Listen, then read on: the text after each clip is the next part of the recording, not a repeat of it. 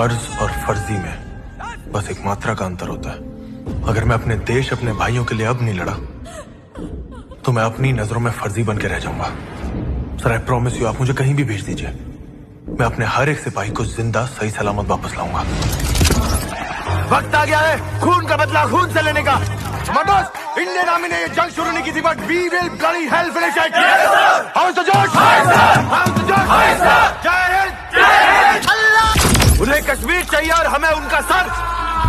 अपनी 72 हूरों को हमारा सलाम बोलना, कहना दावत पर इंतजार करें, आज बहुत सारे मेहमान भेजने वाले हैं।